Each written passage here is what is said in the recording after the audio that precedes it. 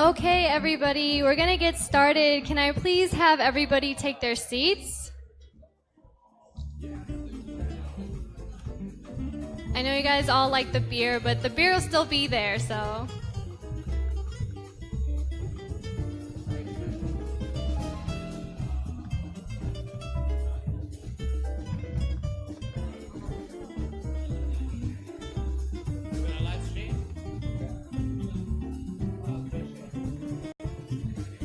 All right, everybody get their last beers, and we're gonna sit down and get started.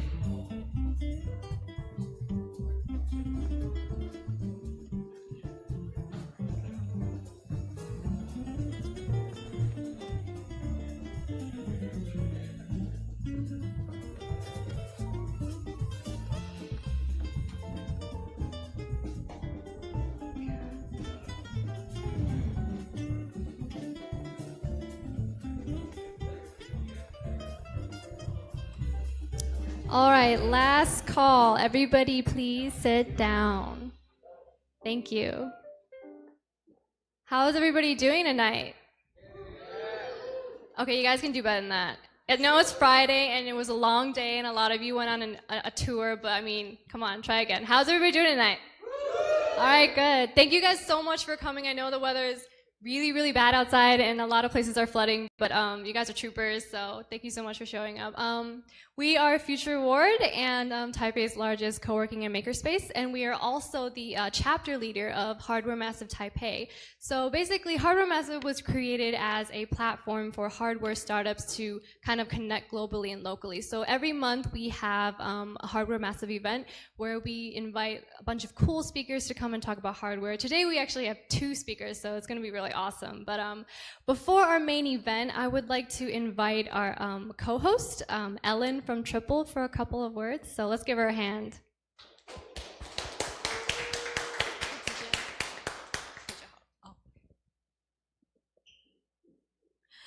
Thank you. I know there's going to be 2 speakers, so I'll keep my introduction short and like advertisement promotion short. So my name is Ellen. I'm working on the Triple platform and in charge of the international partnership, trying to get overseas hardware staff to get connected with Taiwan suppliers. So basically what we do is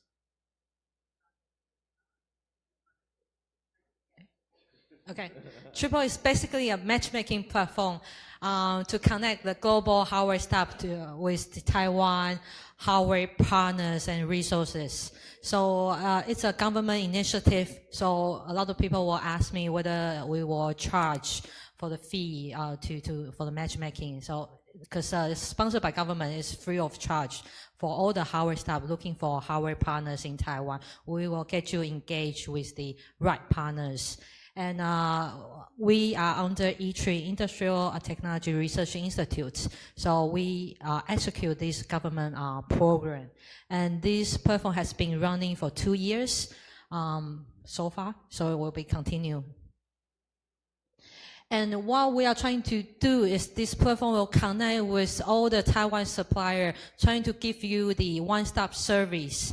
And whether you are, if you look at the product development process, whether the staff will start with the idea all the way until the mass production, depends on the stage of your product development. We're trying to get you the right partners with the right scale of the outsourcing suppliers. So we currently have more than 400 members in our platform and still continues growth in our platform. And instead of those private company, we also have a connection with those non-profit R&D centers and university resources. So trying to give you the value-added service. So if you are creating your hardware and with add-on of these resources, probably you can come up with a new scenario, new features. And this platform, what we're trying to bring is the Taiwan has been doing OEM, ODM for the last 30 years. So we have all the experts and profession to help our staff to commercialize the product.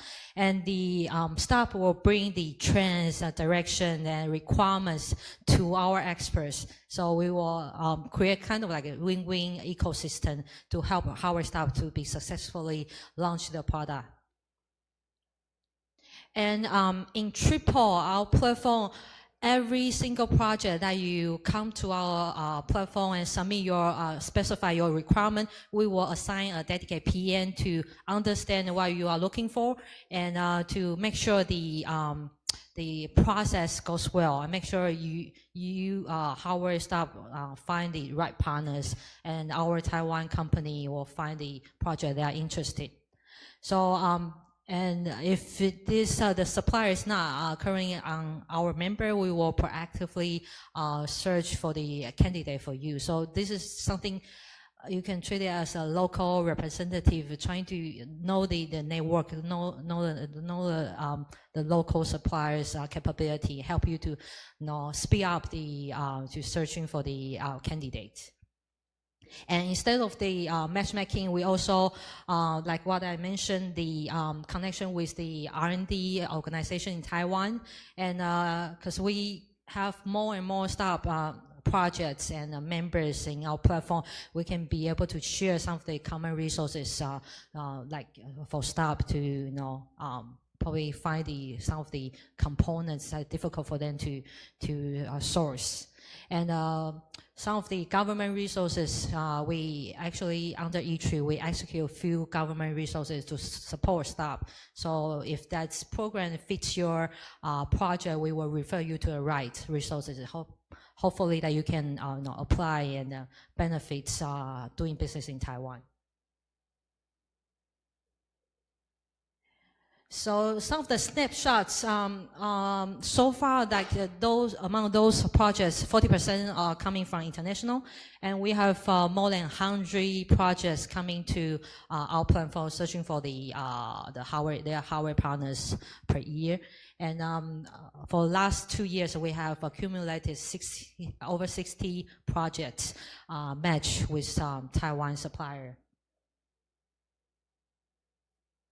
So this is the last page. What we are trying to build is the for hardware staff, we're trying to help them to find the experts to facilitate their commercialization stage and expect their innovation will happen in the market.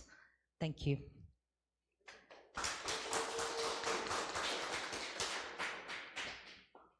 Thank you so much, Ellen. If any of you are interested in the Triple program, you can find her after the event. She'd be happy to tell you guys more about it. Now for our main event, our first speaker of the night, he is the Senior Director of Strategic Programs at Indiegogo, which is one of the world's most popular crowdfunding websites. And he is here to talk about the secrets behind $1 million Indiegogo launches. Please join me in welcoming Mr. Ben Batemen. Hey everyone. Cool. I got a thing. Cool. Hey, how's it going? Who here is like making a hardware product? This is going to be really useful. Really useful for you guys, and hopefully interesting and informative for everybody else. So I'm here to talk about the secrets of $1 million campaigns. This is going to focus pretty tightly on hardware, which is where we see a lot of our big campaigns coming from. And it's going to be a little bit of context and hopefully a lot of actionable information. So who are we? We're the world's largest crowdfunding platform. We're here to launch products. You guys know who we are. We have lots of visitors, lots of stuff funded on the platform. So we've had a lot of time to see what makes projects click. I personally launched coming up on probably 1,000 products on Indiegogo. I've been on tons of $1 million campaigns. So I have a lot of insight into what's going on with them. Before we jump into like how you actually run a big launch, I want to talk a little bit about why businesses might be crowdfunding or why you might be crowdfunding. And we've seen that this is kind of the evolution of why people have been crowdfunding. People have started off just doing fundraising and then have used crowdfunding for more sophisticated reasons as time's gone on. If you think about what hardware startups are looking for, typically you just want your customers to pay for your manufacturing. This is awesome because you don't have to go and get a bunch of investment and you don't have to put up all the money to do manufacturing ahead of time. I think this is what people think of as classic crowdfunding. Now, my favorite example of this is like, what does this look like or why are people doing this, is Bug Assault. So this product, this was around 2013, and this guy, Lorenzo, has this plastic gun that shoots table salt and you kill flies. Investors did not want to invest in this product, which was not a surprise to us either. We thought it was really goofy. But he decided to launch it, and he found out there were a bunch of customers who really wanted the Bug Assault. He raised almost $600,000. This is a great example of what crowdfunding did for hardware early on. It let you jump around investors when people didn't think your idea was great and go to customers who might really want it. And after this, he found distribution. He was able to go and get into a lot of channels and now has a successful business with a bunch of employees out of LA. A lot of people are also using crowdfunding as a way to learn about their customers and learn about their market.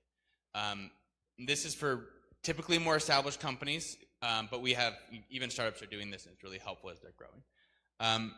A great example of this, we actually have GE, who uses this to launch products, and their goal is to understand how big is the market and who's the customer. For this is a product called the Opal Nugget Ice Maker.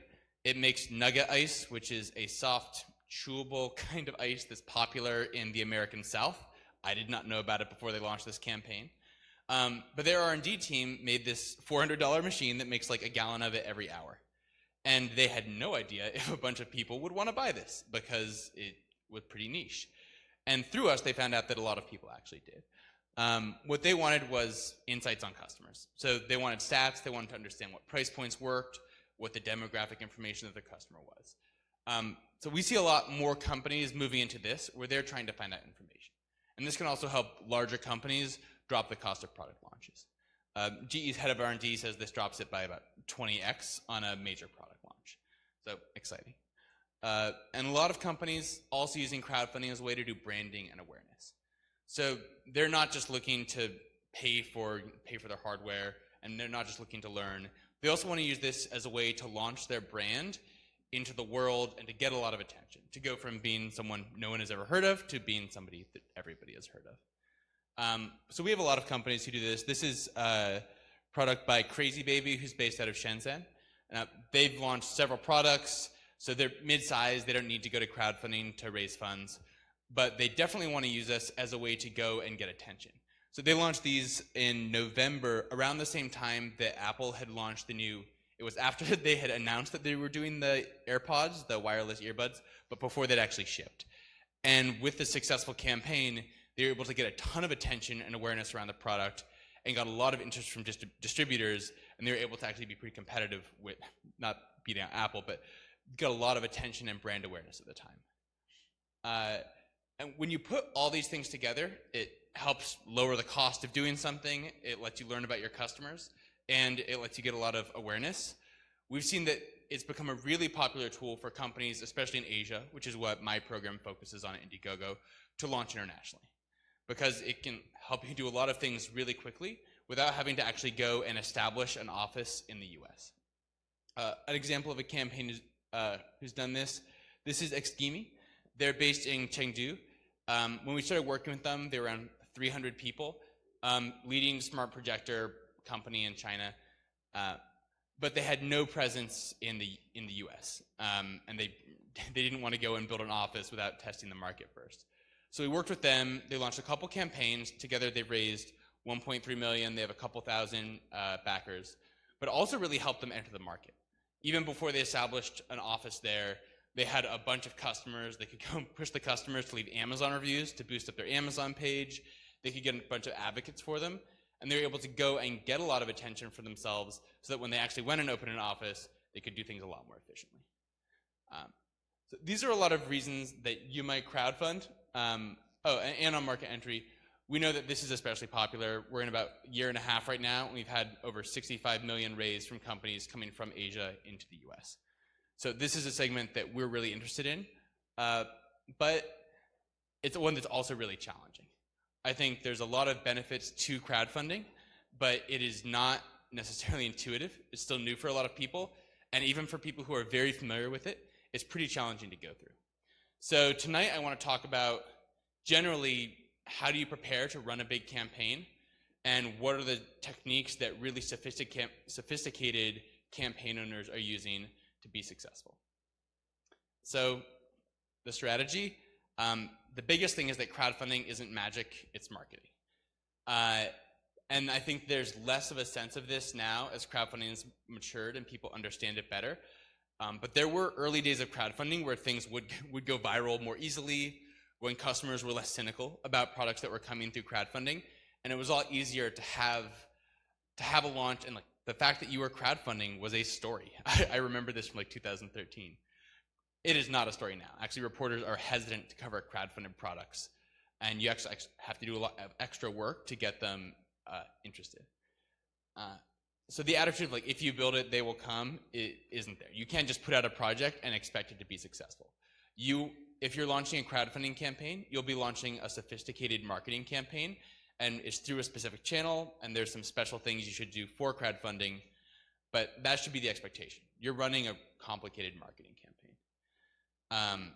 One of the reasons I think it can be hard to tell exactly how much work it takes or what goes into it is because of how campaigns are split up. I like to think of it as the conversion rate, which is what you see here. This is like any crowdfunding page. You can go online, you can search, you can find thousands of these.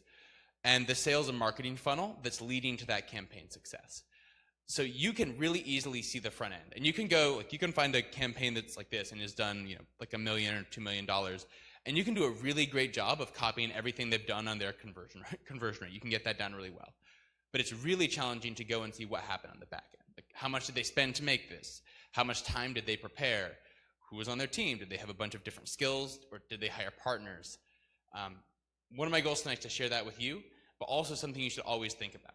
Don't just compare yourself to another campaign and say, hey, I'm in a similar product in a similar category, so we can, because we're right there, we can go do what they did. You really need to understand what happened on the back end. So how do you do it right? It's a pretty simple setup to do it. You make a plan, find the right talent to execute against that plan, position the product, build your materials, and then figure out how to drive traffic. And I'm going to go into more detail on all of these. So planning. The first thing to think about is, why do you actually want to crowdfund? Knowing what you're going to focus on will absolutely change what your plan is and how you think about a campaign. If your goal is just to profit as much as possible and you want the best margins, you're probably going to run a smaller campaign, because you're not going to do the kind of ad spend that you might if your goal was awareness. If you just want to get your brand out there, you might be willing to make no money on the campaign because you're just going to get a ton of attention. Or if your goal is to just learn about your customers, you might be willing to run a very small campaign as long as you got the right customers in that could lead to conversations later. Now, once you know what your goals are, both financial and otherwise, you should scale your timeline and your budget to meet those goals. And those timeline and budget can look very different for campaigns of different sizes. This is kind of a typical timeline of how to think about a campaign. This is 1 to 3 months on the preparation side. I know campaigns, especially really big campaigns, that can be spending like 6 months preparing for a campaign. And then on the delivery side, we really recommend like less than 6 months between the end of a campaign and delivering. Largely because if it's more than that, you're just likely to get in trouble, and like you have to deal with a bunch of upset customers. Like, as soon as you launch and your campaign ends, you just have customers now, and you haven't shipped them anything, and they're probably going to want it, and they're going to talk to you about it a lot, and it just becomes work to manage. For budget, we recommend estimating about 20% of your campaign goal. So if you want to raise $100,000, estimate with a $20,000 budget. Now, there's some fixed things that you might want to factor separately. Like, if you're going to do a really nice video, if you do a nice video, you should use it for the next 5 years, or like a couple years at least, not just for your crowdfunding campaign. That might be something that you want to invest more in at this stage. But this is a helpful rule of thumb. Now, if you have a lot of skills on your team and you can do everything in-house really cheaply, you might be able to do much better than this and do things really cheaply. If you're a small team and you're going to spend all your time on manufacturing and you need someone to come in and just take over marketing, it might be more expensive than this. When you're getting ready to launch, you should have these things beforehand. Absolutely a working prototype. If you do not have a working prototype, you are not ready for crowdfunding with a hardware product. Both because you won't be able to get any attention from press or people, but also because customers just won't trust you. This worked 3 or 4 years ago, but it doesn't work now. You need an engaged and excited audience. I'm going to go into more detail on this later, but crowdfunding is not the place to go from 0 to 1. Crowdfunding is good to go from like 1 to 10, but if you don't come in with some kind of audience who's going to get things started, people will not trust you or be excited about you. We think of it like a restaurant. Like if I walk by a restaurant that's totally empty, I'm just going to assume it's bad and keep walking. If I walk by a really crowded restaurant that's like bustling and there's a line, I think it's probably really tasty and I want to go inside. The same thing works with campaigns. If people see you've raised a lot of money, they just trust you a lot more and they think it must be great. If you're at $0, I'm wondering, why did your mom not even trust you enough to contribute? And finally, have your manufacturing secured. If you don't, you're setting yourself up for a lot of trouble before with a campaign. And finally, set pre-launch metrics. We see a lot of campaigns that are trying to launch, rush, and they're just not ready by the time they've decided to launch earlier. And if you launch unprepared, it's really easy to trip and get into a lot of trouble. So for an easy metric, I would say a certain number of emails gathered beforehand from interested customers. That's one of my favorites to go to. We've actually built out a calculator, so you can find out what that number is. And then once you get close to that, then you can launch and feel pretty confident. Talent, they're just things that need to get done. This is a pretty good list. Thinking through your own campaign, you might find a lot more. But it's unusual that everybody has all of these skills in-house, especially things that are pretty skill-intensive, like video creation or digital advertising. You might have to go and find someone else to help. So first, think about everything that you might need to do, and then go and divide that work between yourself and partners. This is kind of an example division where my team is going to handle actually making the page and thinking through what the product is and what the positioning is. And then we're going to go to like video creation and press and digital advertising for partners who have better skills in that area. That's just one example. You can split this up in a lot of different ways between different teams. Think about how much things cost. The most expensive people are definitely not always the best, so get good references. Really try to find people a couple months before you launch. Especially video, if you're not finding somebody 2 months before you want to launch, you're going to be paying a lot more to try to get something done on a really tight timeline. And these are just some quick ranges for partner costs. I'm not going to go too deeply into these. I'm happy to share the slides afterwards if you want it. But these are the main kinds of partners that people generally look for. Video, PR, digital advertising, and then some people, if it's a fit, full service crowdfunding. Positioning. The reason I'm talking about positioning, which really should be pre-crowdfunding, is because product positioning is, to put it politely, we have a lot of engineers who are doing marketing for the first time. And a lot of hardware startups have never come in and done this kind of marketing before. And one of the big mistakes we see people make is they jump in and start to make their materials, and then halfway through or even after they've made their materials, they get it in front of a customer and they realize, hey, the positioning was just wrong. We didn't talk about the product, or we didn't find the product market fit that really worked, either in how we're marketing it or even sometimes at the design phase. My favorite way to think about this is the door metaphor. And this is actually from Robert Bruner, who was a designer at Apple beforehand and now runs a design group called Ammunition.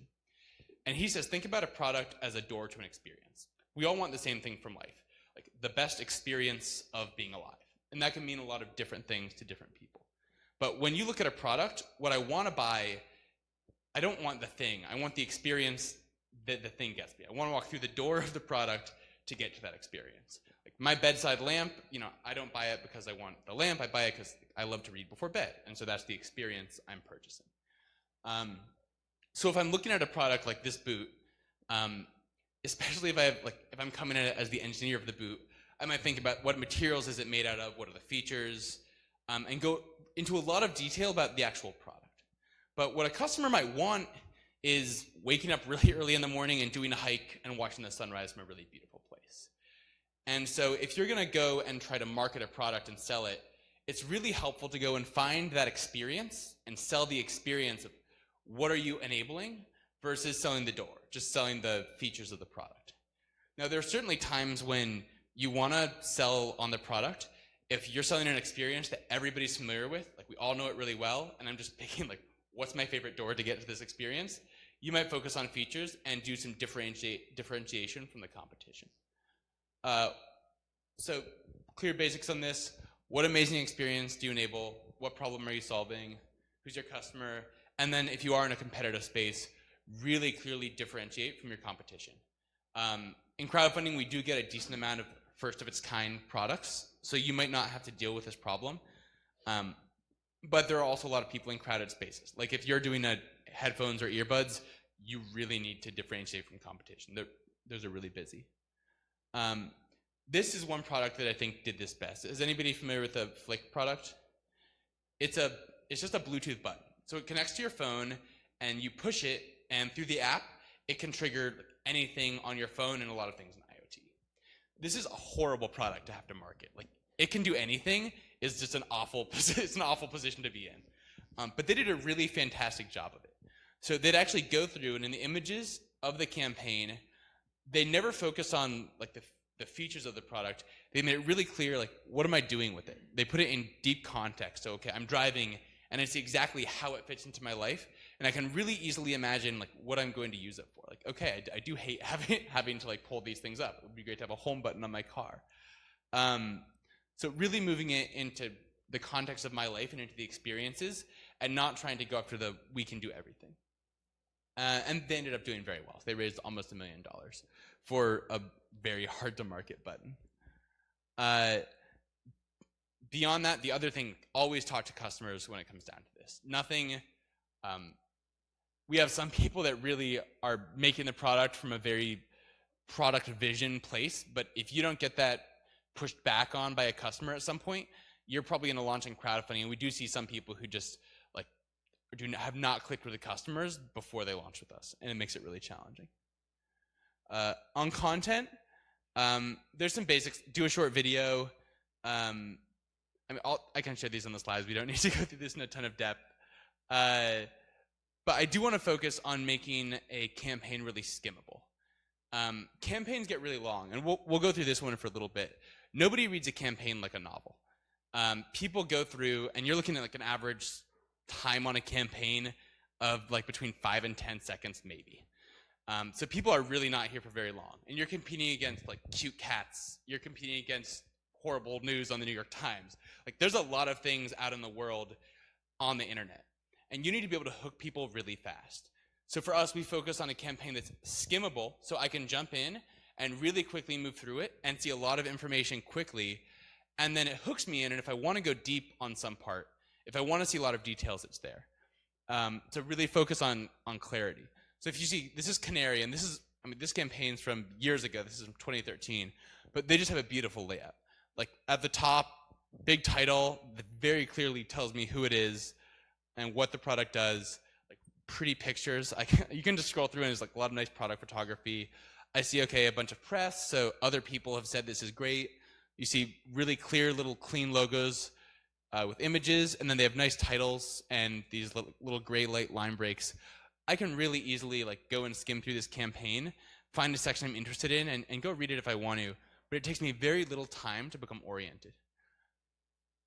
And next, traffic. And of things to spend time thinking about, probably 50-50 traffic and everything else, maybe even more time on traffic.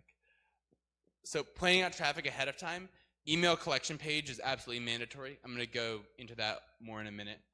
Create good content, find friends and family, and then for when you're live and before, plan around digital advertising. This is a really great tool, and it's something we see almost probably every $1 million plus campaign using.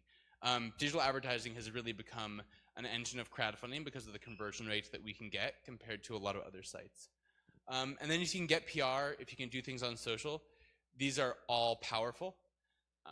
But in general, you need to plan how you're going to drive traffic.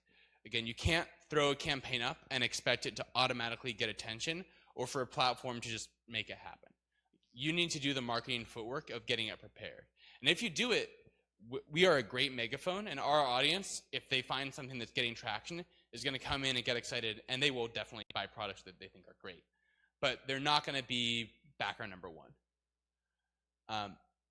So I'm going to talk about the landing page for a moment.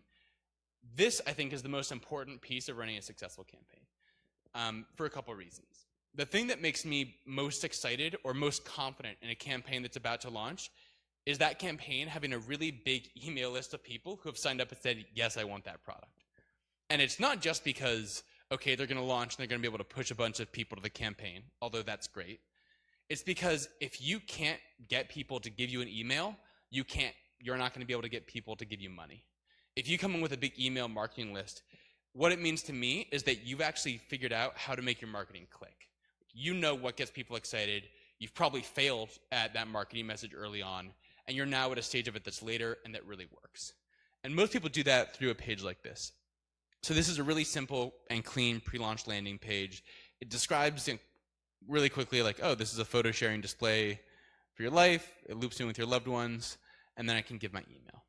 Now, they're probably running like 2 or 3 A/B tests on this and testing different messages. They might have one that just focuses totally on the features of the product. They might have another one that's like this, but slight wording changes to see what works and what doesn't. And over a few months of testing this pre-launch and getting people interested, they're actually going to be able to find out what messaging really works. And that means they don't launch their campaign and potentially fail with a giant ticking clock that's counting down how many days they have left and have to reshuffle really quickly. It means they're really confident when they launch and they know that marketing works, and then they launch and they can be successful. Another reason to do this is because if you start doing a lot of work pre-launch, you get to decide when you want to pull the trigger on launch. Now, this is a scenario where I'm launching my campaign and I start marketing on the same day. And this is a really good scenario. I'm seeing like up and to the right, slow and steady growth in the number of people I'm reaching as my audience. And this is great. I ended $100,000. But if you can do this, and this is like, it's lucky if you can get the up and to the right quickly, why not choose to do that later? This is what most $1 million plus campaigns do. They will quietly do the work of building an audience and working on their marketing message on that pre-launch landing page. And as they see their audience growing, they can choose when they want to pull the trigger and make that launch public. That means instead of like ending at $100,000, they're starting at $100,000. And that's what happens anytime you see a campaign that hits their goal on day one. That's never happening in a really viral way. That's happening because the team's done a lot of really diligent and good pre-launch marketing work, built up that audience, and then they pull the trigger to go live when they feel good about that number that they've hit. I mentioned this before, but I'll say it again.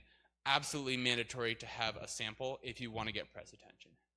We can occasionally get people who, if they have like, if they're the next completely new kind of product that's amazing, they might get attention earlier at a prototype stage if they can go and show it around.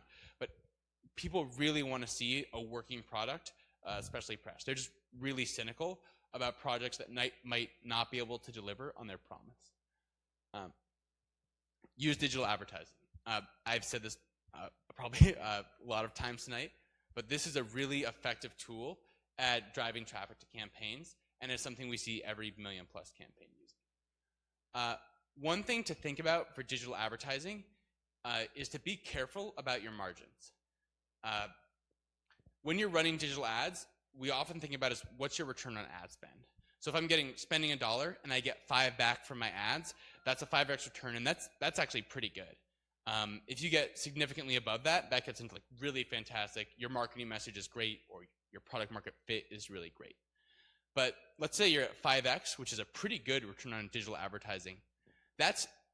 You're breaking even if you have 20% margin, because like that's the math if you're spending 20% on customer acquisition. If your margins get smaller than that, you have to have pretty outrageous return on ad spend to be able to do digital advertising well.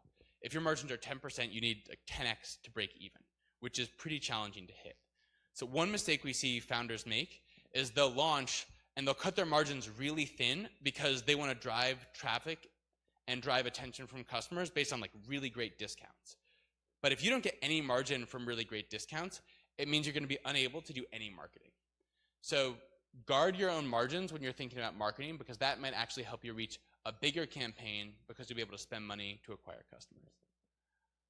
So that's been a pretty fast crash course on crowdfunding marketing. If you want to know more, this is my information and my colleague Sandy, who works with me on our Asia program. And then I'll be around afterwards if you want to ask any more questions. Thank you. We have time for about 3 questions. Okay, so, cool. Anybody have questions? Now. Kevin? Yeah.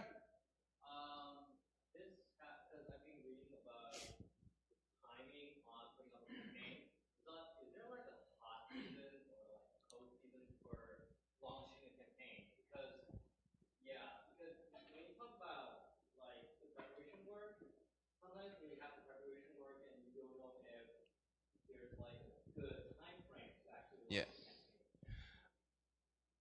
The worst time to launch is before you're prepared. And we see teams do that. Like, one of the biggest mistakes I see people make is to pick an event. Like, let's say I'm launching Computex, and they announce it and they put a lot of weight behind, we're going to do this event. And events are fine. They're not going to give you a huge boost. But it forces them to launch before they're ready if they realize at the last minute that they're not. And that can really tank a campaign. As for seasonality, we don't see seasonality very much at all on the crowdfunding level. I mean, we're kind of like e-commerce, where Q4 is going to be the biggest quarter from our platform's perspective. But for any given product, your product category is going to have a much bigger impact on your sales than like any seasonality there than our platform will. Like, if you're a summer product, like launch in the summer, people aren't going to be thinking about that. Like, if you're a jacket, you should launch in the winter because people aren't going to be thinking about jackets in the summer. So look at your market versus looking at the seasonality of the platform. Yeah. Yeah.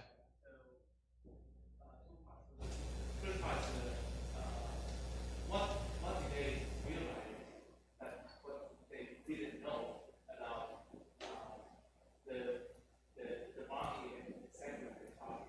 Like, they must have done some research, right? And they have a lot of visuals. So that's the first question. The second question is, so you talk about they can get faster, they can get excited of the visual. But the problem is, when you set the problem, you can have to do the price, and you did not change it. So how does that work for them to understand the price? Sure. For them, I don't know all of the insights their team pulled from the campaign. I know like some things that were surprising is like they had the majority of people who bought their product were women, which was really surprising to them. That's not where they expected their audience to be. I think just the amount of attention the product got in general was really surprising for them. I think they had imagined it was going to be a lot more niche than it was. In general, when we're looking at large companies, it's not the products that they're really confident in that they're going to launch in crowdfunding. Like, if they think it's 100% a winner, they're going to push it through their normal channels because they can go to volume really quickly. Usually the products that larger companies bring to us are products from their R&D that they're not obviously bad, but they're not sure how good they are. And we're a place where they can like, okay, it's going to be cheap to test it here. And then if it works, great. If not, we haven't risked that much. The second part was to price point. You can play around with price point on a crowdfunding campaign. So we have different ways. Like, we have a secret perk, so you can offer like discounts to different subsets of your audience. People typically raise the price as the campaign goes up. So there are definitely ways you can look at the relationship of what people are willing to pay and the price you get. Like, if you keep raising the price and you don't see sales dropping very much, then you know, okay, we can keep it a higher level. And we've definitely seen teams where even like a certain shipping cost, like they add $50 and sales just tank. So they're on a really thin line where people want the product and where they don't. Yeah.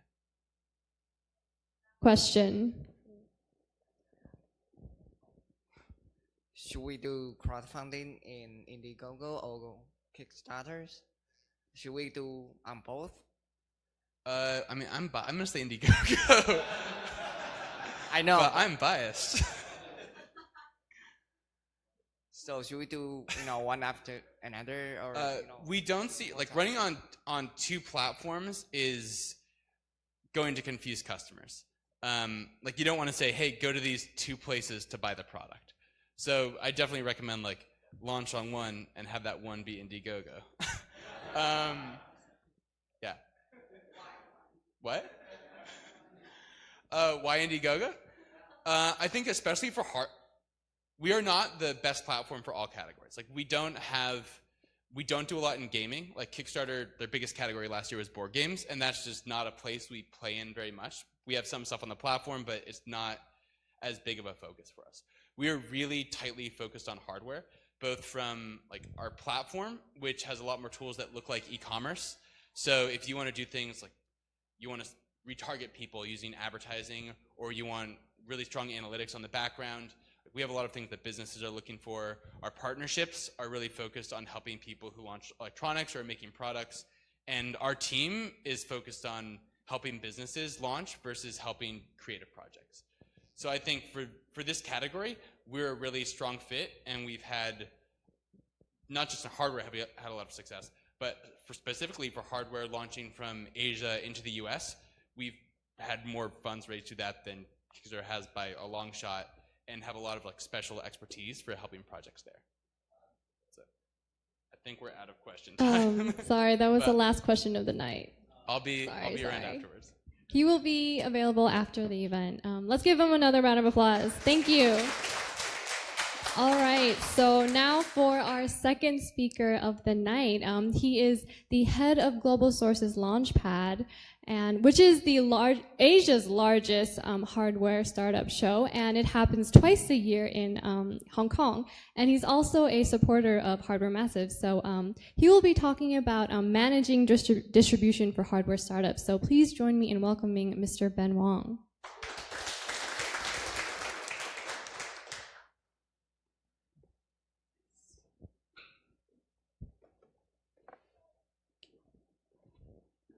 Good evening. Thank you, everyone, for joining us today. And in this treacherous weather, thank you all. You guys look pretty dry. Yeah, my name is Ben, and I've been working at Global Sources for the last 8 years, managing a lot of helping the manufacturers get into distribution through distributors and retailers worldwide. Who here have heard about Global Sources before? Okay, this part of the room here is more. Now, who here has heard about Global Sources now? That should be everybody. Take a picture. It's good for PR. All right, good. So today, I'm here to talk a little bit about what we do at Global Sources, but really share the experience about what we've learned by helping with, we've helped quite a few startups that have been looking for the ability to scale and did not have the resources available in the market. And we found this little nice gap for us at Global Sources, because traditionally, Global Sources, we are a 45-year-old company. We're listed on the on the New York Stock Exchange, NASDAQ, GSOL, in case you want to invest. Over the last 45 years, we've accrued about 1 million plus global buyers. On our platform, online or offline, top 100 retailers, 95 of the top 100 retailers are actively using our platform. Now, we started 45 years ago in Japan. We moved with the Industrial Revolution of Asia. We moved to Korea. We were here in Taiwan. If you didn't know, we also helped Acer back in the day. We then moved to Hong Kong, and now we're in China. But in the last 2.5 years, what we've been doing is helping hardware startups. And right now, we've already helped 450 hardware startups. And as Stephanie mentioned earlier, we run a show twice a year, and we've grown from 38 startups when we started 2 years ago to 191 startups just this past April. And we've got some pretty crazy success stories. One of them is Nanoleaf. Have you guys heard of Nanoleaf? Great. Nanoleaf is a Toronto-based LED company. They moved to China to start their manufacturing with their little origami-shaped light bulb that they were selling for $50 in the market. A little bit expensive. But it was still really unique because they had a very strong team. They had a really great vision of bringing green technology to market, and they were invested by Kleiner Perkins. They were invested by Horizon Ventures, aka Li Ka-sheng. They started with our show 2 years ago. And what they found at our show was they were trying to sell it at a retail of $50, but the FOB price was about $25. And at $25, all the distributors at our show and every retailer at our show laughed at them. And does anyone know why? Exactly. There was absolutely no margin because in the market, unfortunately, in retail, in distribution, it's still a little bit traditional, right? The distributors and retailers still work on a keystone markup, which I'll explain in a little bit. But over time, what they've done as a very good team, they've introduced new markets, introduced new products to new markets, and over time, they've come up with the Aurora. Aurora was just introduced a few months ago, and now, having met Wineit, which is the US largest consumer electronics distributor, they're now in 800 Best Buy stores and 100 Apple stores. And for a lot of hardware startups, especially in consumer products, that's a big win, right? Especially at the beginning of what your product could be in the future and what it means for your other products in the pipeline. Another company is called MakeBlock. Have you heard of MakeBlock? Out of Shenzhen. Shenzhen, they were part of a HAX accelerator program, and their first kind of outlet to get into distribution was again through our show. And when they came in, their product was so unique. They had good margins built in. They had a very niche market, and they're now in 46 countries. And more recently, Move It. Probably just a few, they were on Indiegogo. They did really well on Indiegogo. And it's an IoT gym. That device over here, on the very left side, you basically can stack a bunch of exercise equipment. It's connected to your phone, and you can challenge people with your push-ups, your jump ropes. I have it. A lot of people kick my ass on the push-up machine, but I'm still working towards 25 push-ups at once. But regardless, these guys came in a year ago to our show, and what they realized was their price point was a little bit high, but because, again, they met Wineit at our show, and Wineit told them that they needed to improve the quality of their product because it was still a little bit rough coming out of the tool, and they fixed that problem. The product is a little bit more polished, and now they're testing their product in Best Buy Canada. So after kind of experiencing all the challenges that all these hardware startups have gone through, we've kind of seen like common denominators. And people have always asked, as a hardware startup, how do I get my product to scale? Yeah, obviously you need to start looking at your product in itself, but what I try to tell a lot of the hardware startups is start reverse engineering your price. And then when you start doing that, you'll start realizing what you need to put together to get yourself into sales at scale. So we found 5 secret ingredients, and to be honest, it's not really a secret ingredient. It really is just your experience and time focus on distribution at an earlier stage. So point number 1. Has anyone ever heard of Crossing the Chasm? 1991 book, right? It still holds true today. I was reading it about 3 months ago, and I was reading the profile of people in each stage, and it still holds true today. So if we take a look at, as a hardware startup, should you be looking at going to retail right off the bat after crowdfunding? Good luck. Only a few could really do that. It's really rare, right? And why is that? If you, with Ben and with Indiegogo, if you're trying to tap into the early adopters, and these early adopters are the guys that are going to troll you a little bit. They want to be the first people to have new technology. They want to be the first people to get that discount on that new technology. They're right here. They're the innovators, and they're the early adopters. And you can touch base with these guys on crowdfunding platforms or niche online websites, a little bit tech savvy. And they're going to represent at a max 10% of consumer spending. Max. Probably a little bit less. But where does 90% of consumer spending happen? And that happens on the back end here. But how do you cross that chasm? Right? Does anyone know? My favorite story is ask your parents, here if they would buy a 3D printer online, right? Probably not, because they're going, why do I need a 3D printer? It's probably for my kids. They're printing all these gadgets that I don't understand. They're printing guns, right? But if you brought your parents to a store and a sales representative goes, hey, with this 3D printer, you can print out toys. Just download them from the internet, print out toys for your grandkids. You know, you don't have to go out to Toys R Us and buy toys anymore. Now, maybe they won't buy, but they're now thinking about potentially buying. But that's the education process of communicating what your product is to the early majority. You need specialty stores to help you do that. You need to have the right distributors in the market to help you do that and educate the market. Because if not, you're going to be stuck right here. Because the early mass just doesn't understand your product. Now, okay, let's give you another example. Have you heard of a product called NextPack out of Germany? You have one. Okay, so NextPack is a modular phone case. Okay, it's a phone case that has these little modules that you put in. You can have a little barometer in there. You can test your blood if you're diabetic. But how are you going to communicate that in a store? If you put that phone case next to other phone cases for $200, you're like, man, that's an expensive OtterBox, right? But that's the reality of it. No one's there to teach you. Again, if you're not educated that that was a modular box phone case, you're right here. You're stuck here. So you do need to understand that when you're distributing your product into retail, it's not straight shoot into Target. It's not straight shoot to Best Buy. There is this stage where you need to educate the early majority. Okay? That's number one. Number two, price correctly.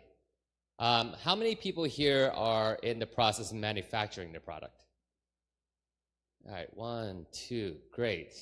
And have you figured out your MSRP? I think, Pebby, you just said $300 earlier, right? You've figured out your MSRP? Oh, perfect. Perfect. That's exactly what you need. This is a keystone markup. In distribution, they use the word keystone markup because if you go to a show, let's say you go to a trade show, they're going to say, hey, what's your MSRP price? $100. They're expecting $5. And this is running out of battery. But so if they're asking you for your MSRP, automatically the distributor is dividing by 4, and they want that keystone FOB price. And it's really tough for a lot of hardware stars because they don't think about distribution yet, or they don't reverse engineer pricing and go to the manufacturers that I need to make this product at $25 or less, right? Now, to be honest with you, this is keystone markup, which means it's probably not realistic. This is ideal. So just remember this, a distributor is typically looking for 40 to 50% markup, and a retailer is looking for 50 to 70% markup. Okay, so you work those numbers and you can generally negotiate based on that. So that is your pricing. So FOB, we all know what FOB means. Times it by 4, that's what your retailer is going to sell it at. Okay. Number 3, show a well-planned marketing. Show a well-planned marketing plan. That's a little bit redundant. Offline. So really, it's called the get to the 3-foot rule. And that means when a customer is 3 feet away from your product, can you convert them, right? And that's really much, a lot of it is offline. So communication to your customers via a display. What do I mean by that? Similar to what I mentioned before, if you have shelf space, how are you going to communicate what your product is, especially if it's a new type of product in the market, a new type of category that you're already creating? Number 2, packaging is super important. Have anyone gone through a packaging process for retailers here? Venture face, yes, Peter. It is just horrible, this whole process, because every retailer has their own packaging requirements. Some of them will say they need a Euro hole. A Euro hole is the one where you hang it on the wall. Some of them will say, okay, you need to have a package that sits on a shelf. Some of them will say you need to have a package and then have your product sit on top of the package. It just goes on and on and on and again. So you need to work with a packaging expert to tell you what variations of packaging do you have and what can you offer. Because at a trade show, when you're talking to buyers, you need to show that. Because they're going to say, yes, that communicates what that product is when it's on the shelf. Number 3, holiday promotions and why. Did you know that 70% of consumer spending in the US happens around Christmas? So think about that. You need to have holiday promotions, and that also applies to your packaging. And a marketing budget. Ben said earlier today that 20% for crowdfunding. In retail, you're looking at a benchmark of around 10% for retail. Number 4, and I think, you know, being in Taiwan and being in Shenzhen, most people kind of have the service providers or have people and resources to really put this together. Now, if we go back to this slide and talk about holiday promotions, retailers cannot afford to lose one day without your product on the shelf. Because again, 70% of consumer spending happens offline, right? And they happen in the, 90% happens offline, 70% happens during the Christmas holidays, right? And what that means is that if you promise your retailer that you're gonna ship on December 21st, you better get it there on December 21st without compromising any of these pieces. And that's materials procurement, manufacturing, quality control, product certificates, packaging, warehousing, logistics, returns, and inventory management. Expect 10% of your products to return. That's the industry standard. And also your customer and maintenance service. I say maintenance because if you remember, 2-3 years ago, when drones were hot, no distributors wanted to take it because they didn't want to deal with maintenance, right? But when it, being one of the larger distributors, they put together a maintenance service, I think, program in Seattle to help a lot of DJI products if they had issues. And number 5, are you a one-hit wonder? I try to be a little bit culturally sensitive here. You know, if you're in Asia, we got a little Psy, all right? And if you're American, we got a little bit of Vanilla Ice. And over here, does anyone know who that is? Lou Bega, Mambo number 5. You don't hear about him because he was a one-hit wonder, all right? The reason why I bring this up is because if you think about introducing your product and your distributor, your retailer loves the product, they want to know what's next. They want to know what is in the product roadmap. And I love using MakeBlock as an example. MakeBlock introduces a new type of product every 6 months. And for a distributor and retailer, they're going, yeah, that's nice. I can put more of your product and more of your branded product on the table and not just one product, right? So when you get into retail, you don't want to have just brand ABC and one product on the shelf.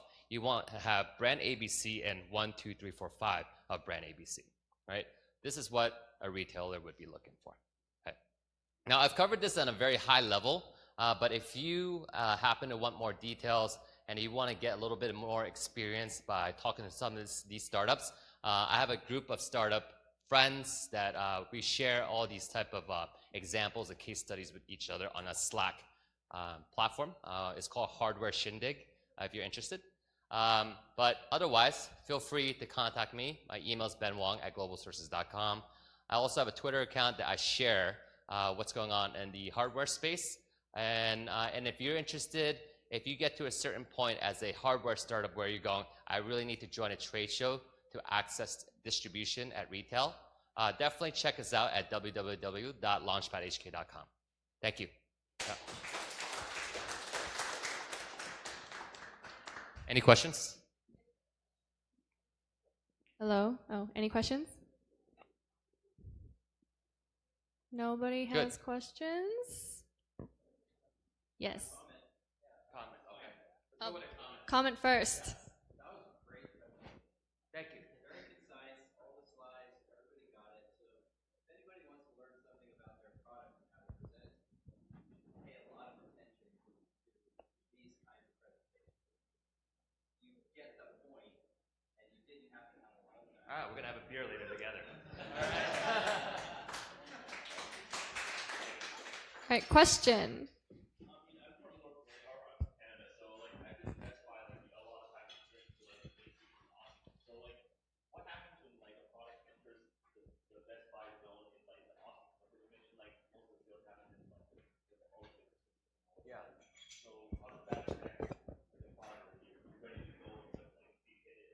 Yeah. Yeah. Yeah, you definitely, definitely need to work with your distributor and work on that timing. So I was talking to someone earlier today. Use those off seasons as testing periods. So don't go in the market and say, if Best Buy goes, hey, we're going to put you in 800 stores, and you can't do it, you can counter them and say, you know what, I don't have the resources to do 800 stores, but I can try it with you guys at 50 stores, right? They really want your product. So if you kind of, you want to launch, but you don't have the ability to launch around Christmas just due to timing, use it as an opportunity to test your product in those markets. Because in Canada, Best Buy uses Canada as a kind of testing ground for new products. So definitely off-season, try to use it as a testing ground for new products, but really work with your distributor to try to hit that hot season right before Black Friday. Yeah, because they ship products around too, but they have their online catalog, so you can do that also. Yeah, and that's part of that whole testing program that they have at Best Buy.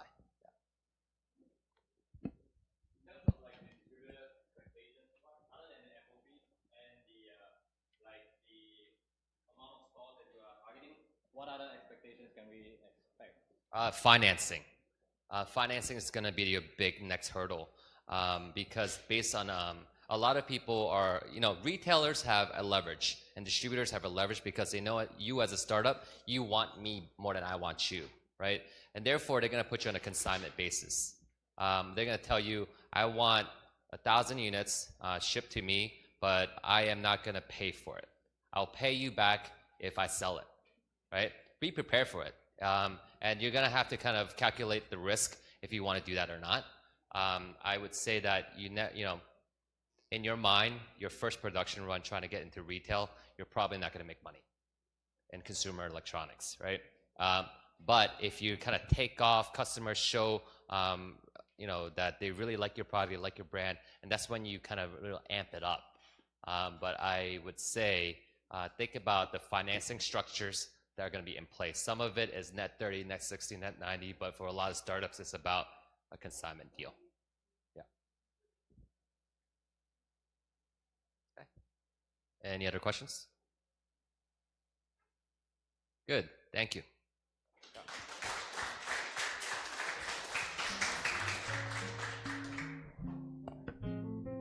And then there's a lot of beer, right? Good beer, too. All right, thank you so much, guys. We have barbecue and beer and more booze on the side, so please enjoy.